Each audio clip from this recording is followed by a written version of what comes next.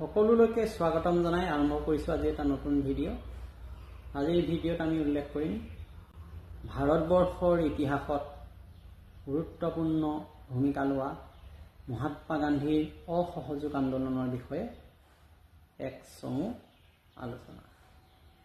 এই অসহযোগ আন্দোলনটো কেনেকৈ আৰম্ভ হৈছিলে, ইয়াৰ অন্তৰালত কি কি কাৰক নিহিত হৈছিলে, লগতে গান্ধীজীৰ ইয়াত ভূমিকা কি আছিলে আৰু হঠাতে গান্ধীজীয়ে কিয় এই আন্দোলন বন্ধ কৰি দিব লগা হৈছিল, এইখিনিয়ে মূল বিষয়বস্তু। গতিকে আমি আগবাঢ়োঁ আমাৰ আলোচনালৈ। আমি জানো যে 1920 চনৰ পৰা 22 চনলৈ আমাৰ ভাৰতৰ ইতিহাসত সংঘটিত আটাইতকৈ গুৰুত্বপূৰ্ণ প্ৰথমটো সৰ্ববৃহৎ গণ আন্দোলনেই আছিল অসহযোগ আন্দোলন।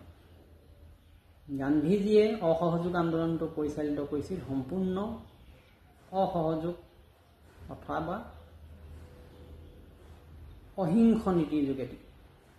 চৰকাৰৰ লগত সম্পূৰ্ণৰূপে অসহযোগিতা কৰি চৰকাৰ প্ৰশাসন ব্যৱস্থাটোক বিফল কৰাৰ মূল উদ্দেশ্য আছিল। এই অসহযোগ আন্দোলনত ইন্ধন যোগোৱা কাৰকবিলাক বিচাৰ কৰিলে আমি এই ধৰণে আলোচনা কৰিব পাৰিম। প্ৰথমেই ক'ব লাগিব প্ৰথম বিশ্বযুদ্ধত ভাৰতীয়সকলৰ অসন্তুষ্টি, অৰ্থাৎ ভাৰতীয়সকলক কিছুমান প্ৰতিশ্ৰুতি দিয়াৰ পিছত এই প্ৰতিশ্ৰুতি পূৰণ নকৰাত প্ৰথম বিশ্বযুদ্ধৰ পিছত ভাৰতীয়সকল অসন্তুষ্ট হৈছিল। দ্বিতীয়তে ৰাওলাট আইনৰ দমনমূলক নীতি, যি ৰাওলাট আইন ব্ৰিটিছ চৰকাৰে জাপি দিব বিচাৰিছিল, বিনা প্ৰতিবাদে ভাৰতীয়ক অংশগ্ৰহণ কৰিবলৈ বাধ্য কৰিছিল। ইয়াৰ প্ৰতিবাদত মানুহে এই অসহযোগ আন্দোলন আৰম্ভ কৰিছিল। 1919 চনৰ জালিয়ানৱালাবাগৰ হত্যাকাণ্ডটো যি নিকৃষ্টকাণ্ড ব্ৰিটিছ কৰ্তৃপক্ষই কৰিলে, বিশেষকৈ জালিয়ানৱালাবাগৰ হত্যাকাণ্ডত নিৰহ জনসাধাৰণক হত্যা কৰাৰ ঘটনাই ভাৰতীয়সকলক ব্ৰিটিছৰ প্ৰতি অতিষ্ঠ কৰি দিছিল। চতুৰ্থতে ব্ৰিটিছৰ দ্বাৰা ভাৰতৰ অৰ্থনৈতিক শোষণ, ভাৰতৰ পৰা ধন সম্পদ ব্ৰিটিছে নিজ দেশলৈ বহিৰ্গমন কৰাই ভাৰতৰ লোকক অৰ্থনৈতিক শোষণ কৰিছিল। শেষত খিলাফত আন্দোলনৰ প্ৰতি সমৰ্থন, খলিফাৰ স্বাৰ্থক সুৰক্ষা কৰিবলৈ যি খিলাফত আন্দোলন আৰম্ভ হৈছিল, সেই আন্দোলনৰ প্ৰতি গান্ধীজীৰ সমৰ্থনে অসহযোগ আন্দোলনটোক এক নতুন পৰ্যায়লৈ উপনীত কৰাইছিল। গতিকে উক্ত ঘটনাৱলীৰ পৰিপ্ৰেক্ষিততে 1920 চনৰ 1 আগষ্টত মহাত্মা গান্ধীৰ নেতৃত্বত অসহযোগ আন্দোলন আৰম্ভ হয়। এই আন্দোলনৰ মূল ভেটি আছিল অহিংস সত্যৰ ওপৰত প্ৰতিষ্ঠিত সত্যাগ্ৰহ আৰু জনসাধাৰণৰ এই আন্দোলনৰ প্ৰতি যি সমৰ্থন, সেইটো নৈতিক সমৰ্থনৰ কথা কোৱা হৈছে। ইয়াৰ ভিন্ন কাৰ্যসূচীসমূহ বিভিন্ন স্তৰত গাঁৱে ভূঞে নগৰে গান্ধীজীয়ে কাৰ্যকৰী ৰূপ দিবলৈ চেষ্টা কৰিছিল।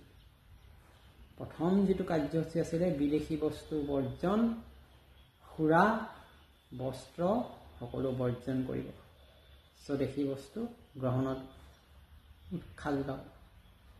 ছাত্ৰ ছাত্ৰীসকলকো ব্ৰিটিছৰ দ্বাৰা পৰিচালিত সকলো বিদ্যালয় মহাবিদ্যালয় ত্যাগ কৰি দেশৰ বিভিন্ন প্ৰান্তত গঢ়ি উঠা জাতীয় শিক্ষানুষ্ঠানসমূহলৈ ঘূৰি আহিবলৈ আহ্বান জনোৱা হৈছিল।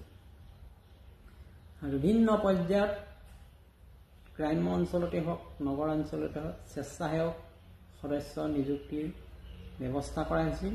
লাখে লাখে স্বেচ্ছাসেৱক ভৰ্তি হৈ আন্দোলনটোক অধিক শক্তিশালী কৰি তোলাত অৰিহণা যোগাইছিল।